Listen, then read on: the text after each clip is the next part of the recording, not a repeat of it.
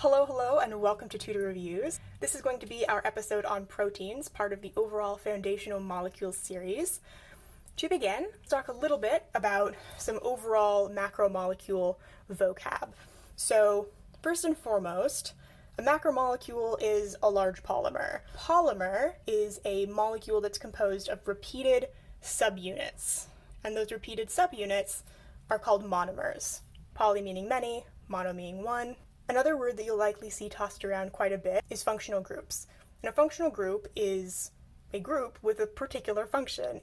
And this functional group, it's going to be a group of atoms that confer a specific chemical property. So every time that you see a particular group, we know that that is going to add that particular chemical property to the larger molecule to which it's attached. Isomers are two molecules that have the same formula as each other, but have different arrangements of atoms. Next, I'm going to talk a little bit about the formation of polymers themselves. So, in order to create this polymer, you're going to have your monomers that are undergoing a condensation reaction. You may also see condensation reactions referred to as dehydration reactions, and they both mean the same thing. Basically, you're going to react two functional groups in order to pull out a water molecule.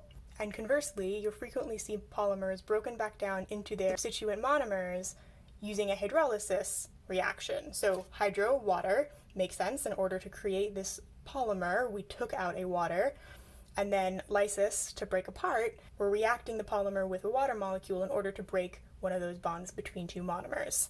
This does tie into anabolism and catabolism. So in the case of forming your polymer, you need to input energy. So this is anabolism. If you think of anabolic steroids, same root, it's a constructive additive process. But in order to do that, you need to input energy. To make something that's more complicated, you have to put in energy. Think of this like an artist painting a painting. You start with a whole bunch of loose paint, but to go from loose paint into a piece of art that's a very specific organized arrangement of paint, you need to input energy. The opposite of this is this output of energy that we get by breaking down these polymers, and this is catabolism. And those are some general takeaways for the construction of polymers. Now we're going to move on to proteins proper. So the monomer of the polymer that is protein is an amino acid.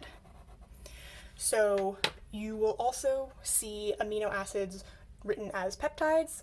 Another word for a protein or a single chain of a protein is a polypeptide, so many peptides. An amino acid itself has a very specific construction. So this here is a little example of a generic amino acid. You have your alpha carbon. In organic chem, you'll learn about chirality and all of that good stuff. Essentially, when you're talking about the different components and bonds that are arranged around a carbon, we refer to that as the alpha carbon, and that's just what it's called. You're always going to have a hydrogen as one of your side chains, and then a carboxyl and a amine. So this is the carboxyl, and this is your amino. And this is where it gets the name amino acid. Your R group is the fun and exciting thing. So oftentimes it's referred to as a side chain, which you can probably visualize why it would be called that. And there's 20 different variants. So there's 20 different amino acids, and each amino acid has a different R group. And what that specific R group is going to determine what the overall functionality of that amino acid is. The things that it can bond with, the interactions that it's going to have, is all based on what that R group is, because that's the thing that makes it unique. In proteins, your monomers, these amino acids, they're linked together with peptide bonds. I feel like the name's pretty self-explanatory. It's a bond between your peptides. In this case, you have your amino group and your carboxyl group undergoing the condensation reaction. I'd like to note the notation here. This is a pretty common way to see your amino and carboxyl groups denoted, where you have the positive charge and an extra hydrogen on your amino, and then a negative charge in the absence of a hydrogen on your carboxyl. And this is indicating what a peptide looks like in a body pH.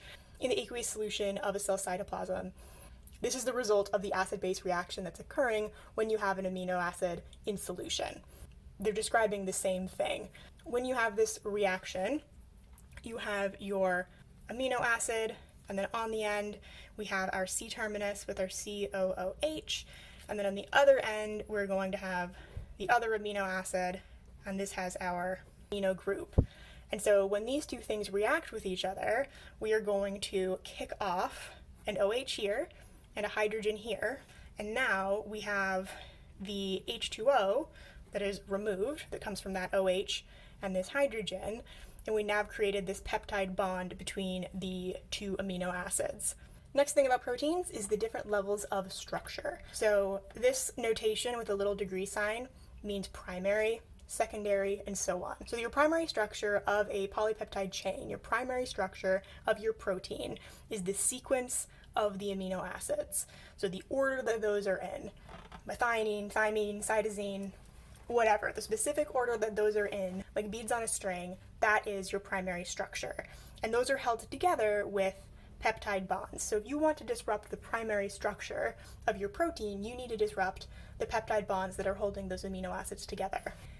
Your secondary structure then is made up of alpha helices and beta pleats, and those are held together themselves with hydrogen bonds. So here I have a little diagram of what alpha helices and beta pleats look like, and what's happening is the H on one amino acid and the oxygen on another amino acid on non-adjacent. You'll notice that this oxygen here is not hydrogen bonded to its neighboring hydrogen on the neighboring amino acid.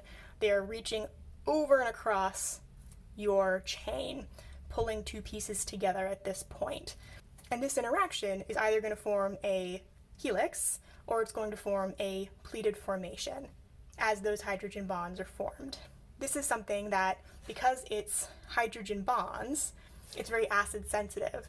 So if you introduce your protein to a strong enough acid, it's possible that the hydrogen bonds holding together this level of structure would be disrupted. Your tertiary structure is a little bit of a catch-all, but it's your further folding. So after you've already strung together your amino acids into your chain, into your primary structure, and then you see that first level of folding into those helices and pleats as a result of hydrogen bonds, there's still more that can be done. We still have all of these R groups that can do all sorts of different things. So, for example, disulfide bridges, that is going to be between the sulfurs on a cysteine. If you have nonpolar side chains, you might see hydrophobic interactions, where the hydrophobic side chains are going to pull towards the center and try to expose the polar side chains that are on different spots of your molecule to the polar environment of the solution that your protein's in. Much in the same way, van der Waals forces and these ionic attractions are just different degrees of further folding, more bonding that you're going to see that'll hold your protein into a very specific configuration. So you can already see that there's a ton of variety in the way that your protein can be arranged, far beyond just the order of the amino acids. And then your last degree of structure is your quaternary structure.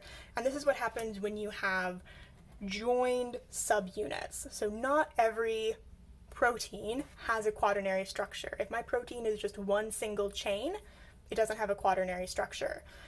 The picture I have here is of hemoglobin, which has 4 different subunits. So your 2 beta subunits are copies of the same chain. Your 2 alpha subunits are also copies of the same chain. And all 4 of those form the quaternary structure of your hemoglobin. Final word on protein structure. At every level of structure, it's relying on the level of structure beneath it. One example that I like to give is thinking of clothing. So in this analogy, we have our primary structure, and our primary structure is a thread, right? It's just a single strand of thread. Our secondary structure would be a cloth. It's textile. It's a bunch of threads woven together to make another structure, but it's still constituted of a series of primary structure threads. Then, at our tertiary structure level, we have taken all of this fabric, this woven together secondary structure, and I'm going to make a little, here we go, it's a shirt. We've now created an item of clothing, and this is made up of the fabric, our secondary structure, which itself is made up of our primary structure, which is our threads. Then, if we go over to our quaternary structure, our final level, I'm going to symbolize this by drawing a hanger. Your quaternary structure you could represent as a wardrobe. It's a collection of multiple different items of clothing. One item of clothing isn't necessarily going to be a part of a wardrobe. You could just have an item of clothing by itself, but a wardrobe consists of a series of tertiary structured items of clothing, themselves consisting of secondary structure, fabric, themselves consisting of primary structure, thread. This can be a nice analogy for framing what these different degrees of structure mean. We've put all of our time into building these proteins. What's going to happen to them now that they're out in the environment? Essentially, a lot of different things can happen, and there's a lot of different things that can affect the ultimate structure of your protein. Further interactions with the environment, like the overall temperature, pH, and other polar and nonpolar interactions, when I was describing the hydrophobic interactions you might see, well, that's going to happen where your hydrophobic side chains are towards the center and less exposed when your protein is in a polar hydrophilic environment.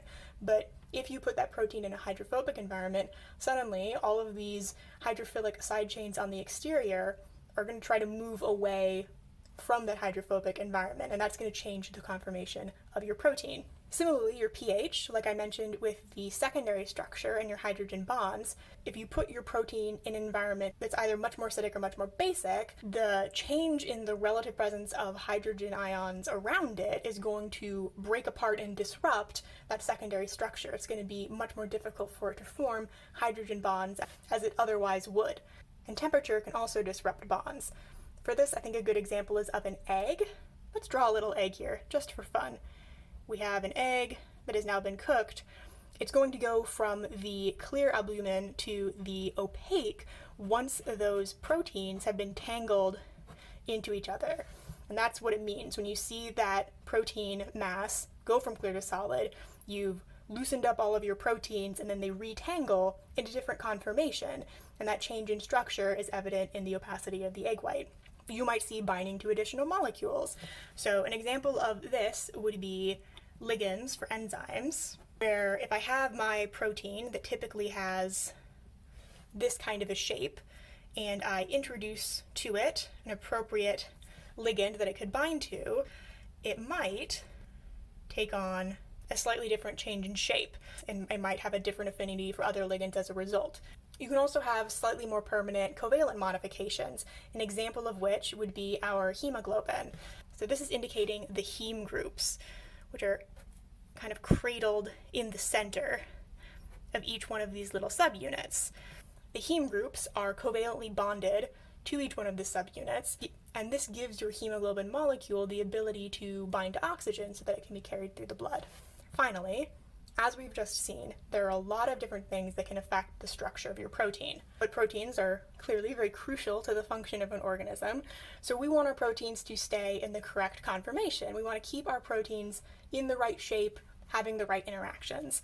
And one thing that allows proteins to do that is the use of chaperones. Oftentimes, the classical depiction is sort of a little box, like a little trinket box, where the upper molecule serves as something of a lid and can open.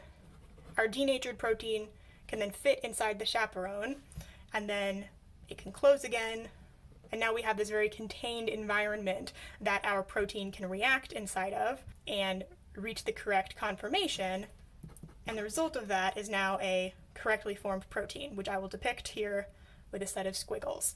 This is something that can help either protect the 3D structure of a protein as it's forming, so stopping there being any kind of disruption as the protein forms, or as a way to rescue denatured proteins if they aren't too far gone. So in summary, with our proteins, the monomer for a protein is an amino acid, also called a peptide. These amino acids are joined with peptide bonds, which are formed as those monomers undergo a condensation reaction, and they can be broken by hydrolysis. There are 4 degrees of structure to a protein. Primary structure is the order of your amino acids, sort of like beads on a string, and those are held together with those, as we just mentioned, peptide bonds. Your secondary structure is held together with hydrogen bonds between the carboxyl and amino groups of non-adjacent amino acids. And those hydrogen bonds are going to form either alpha helices or beta pleats, and that's your secondary structure. Tertiary structure is all of the further folding. This could be disulfide bridges, hydrophobic interactions, van der Waals, ionic attractions. All of your folding beyond your secondary structure is part of your tertiary structure. And then lastly, quaternary structure. Not all proteins necessarily have a quaternary structure, because quaternary structure is the joining of multiple subunits.